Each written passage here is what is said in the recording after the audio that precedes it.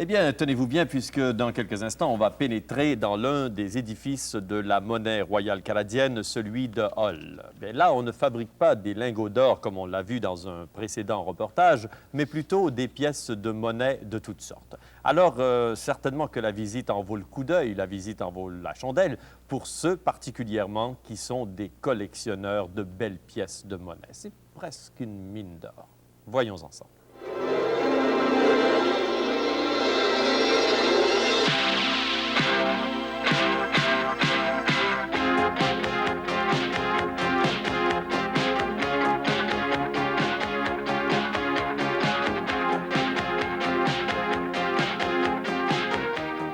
Notre première responsabilité, évidemment, c'est de frapper des pièces de circulation pour le Canada. Mais comme nous avons tout cet équipement et cette expertise ici, nous voyageons en Amérique du Sud et en Asie et en Europe pour chercher des contrats pour frapper des pièces de circulation pour d'autres pays.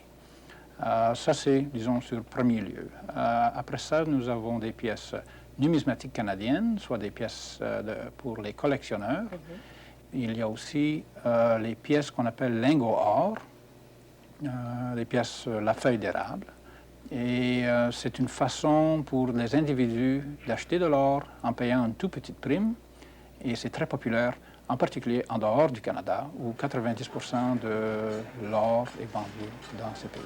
Vous fabriquez des pièces pour de nombreux pays. Quel pays? Bien, si on commence avec l'Asie, on a frappé des pièces et ça fait 7 ou 8 ans consécutifs qu'on frappe pour Nouvelle-Zélande. On a frappé des pièces pour l'Australie, pour Singapour, pour le Bangladesh, et pour l'Irak, pour l'Israël. Aujourd'hui, on frappe des pièces pour l'Algérie. Et c'est un peu l'histoire, ça passe comme ça. Il y a 30 ou 35 pays pour lesquels nous avons déjà frappé des pièces. Est-ce que vous n'en fabriquez pas aussi au Japon? Bien, au Japon, plutôt, c'est la vente de nos pièces numismatiques et nos pièces de lingots or. Nos pièces lingots or sont d'or pur et très populaires au Japon. Et en effet, 40% de toutes les pièces lingots or qui sont curées, disons, au Japon, viennent du Canada. Cette pièce lingot or, communément appelée monnaie lingot, est frappée avec de l'or provenant des mines canadiennes. Cette feuille d'érable est une des 2 pièces liquidités au monde. Elle est directement monnayable dans une banque. Le Parlement nous a donné une période de 3 ans pour essayer de faire la mise en marché de ces pièces à travers le monde. Le programme a eu un gros succès, environ 1 million d'onces par année. Et alors, après la période de 3 ans, ils nous ont donné une extension quasi permanente, ils ont 10 ans à la fois, pour continuer de vendre ces pièces. Et en effet, aujourd'hui, nous avons à peu près 30% du marché mondial, que c'est une somme très importante parce qu'on mine au Canada à peu près 2 millions d'onces par année et 1 million, ou soit la moitié, finissent dans ces pièces. On la qualifie comme la pure à 4,9. Qu'est-ce que ça signifie? Bien, ceci, ça signifie qu'il n'y a aucun matériel que de l'or. C'est de l'or pur, c'est une pièce en or pur. Une partie de l'or ou de l'argent fondu à Ottawa est transformée en pièces numismatiques, très recherchées par les collectionneurs. Au Canada, les Jeux olympiques de Montréal marquèrent le début de ce type de collection. À la suite du programme, c'était clair qu'il y avait un marché pour les pièces de monnaie de collection et on a décidé de continuer le programme en 1977. Qu'est-ce que vous avez à offrir maintenant aux collectionneurs? Nous marquons l'arrivée de Jacques Cartier, son premier voyage au Canada. Et à l'occasion, nous avons frappé une pièce très intéressante en nickel et aussi une pièce en or qui est sur le marché depuis le mois de septembre et jusqu'à décembre. En plus, il y a aussi une pièce en argent, $1 en argent, pour marquer le 150e anniversaire de la ville de Toronto. À chaque année, vous soulignez un événement important qui se passe au Canada. Comment vous choisissez cet événement-là? Ah, c'est pas facile, hein? Il y a beaucoup de célébrations de par le Canada. Et puis, c'est une question de choisir l'événement le plus important. Et souvent, on se base sur la population d'une ville, si c'est un événement qui marque une ville. ou un événement historique qui marque un point dans l'histoire du Canada. Une fois qu'on a choisi l'événement, c'est question d'inviter les artistes canadiens à soumettre des dessins. Et par la suite, avoir les experts dans les arts et la numismatique qui viennent nous choisir le dessin qui doit apparaître sur la pièce.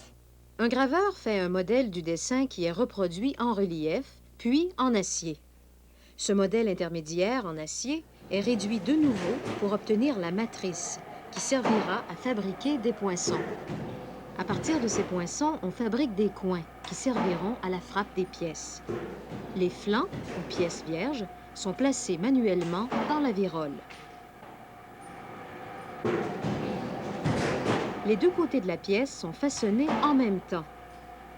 Le flanc peut être frappé plus d'une fois selon la complexité du dessin.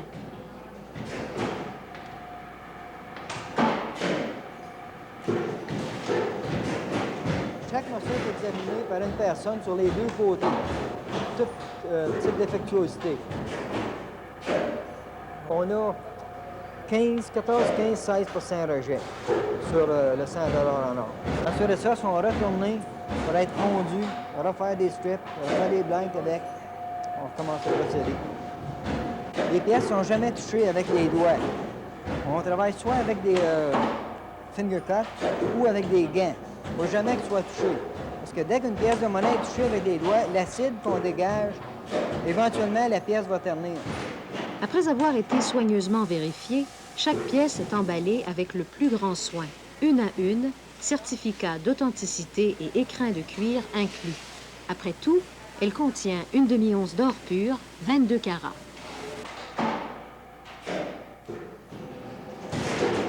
Les collectionneurs aiment beaucoup les pièces avec bateaux, trains, vie sauvage, des animaux. Ce sont vraiment les pièces qui les attirent le plus. Qui collectionne, qui achète des pièces comme celle-là? Tous les gens, on a des gens d'un peu partout qui les collectionnent, ces pièces. On les collectionne pour les enfants, souvent on attend les grands-mères et le père, la mère, qui achètent les pièces de côté pour les enfants. Mais ça coûte cher, des collections comme celle-là? Bien, il n'y a pas beaucoup de pièces émises par la monnaie royale canadienne chaque année. On a 2 pièces commémoratives, ce qui fait que c'est très abordable. On a les gens qui collectionnent les pièces, les dollars seulement. Et les dollars, cette année, le dollar est 16,95 $, ce qui n'est pas vraiment beaucoup. Et le 100 $ est plus cher, c'est vrai, 325 $. Mais quand même, c'est une pièce qui contient 2 millions d'or. C'est un petit chef-d'œuvre. Puis il y a seulement la pièce de l'année, une pièce chaque année. Donc, combien de temps faudrait garder une pièce de monnaie? Je pense aux 100 $ de Jacques Cartier. Là. Combien de temps faudrait la garder pour que ça devienne rentable si on veut la revendre? Ça, c'est un peu difficile à dire. Si la personne achète la pièce pour but à court terme, investissement à court terme, moi, je suggère que cette personne achète plutôt notre feuille d'érable, qui est une pièce monnaie lingot pour l'investisseur. Si vous achetez la pièce à long terme, eh bien voilà, la pièce numismatique est certainement l'idéal. Et vous dire exactement la pièce Jacques Cartier l'année prochaine vaudra tant, je pense que je ferais peut-être erreur. Seulement que le marché et le nombre de pièces frappées va déterminer la valeur de la pièce dans les années à venir.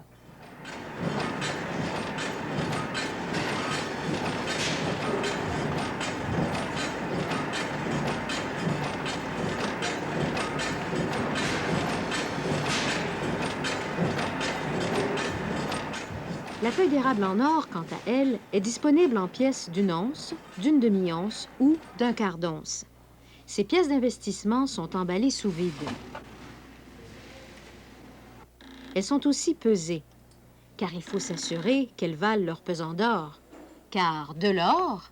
Ça nous impressionne toujours. De l'or, c'est de l'or. Il y a quelque chose de magique dans l'or. Ça a toujours existé dans les anciens temps, dans le temps des Égyptiens.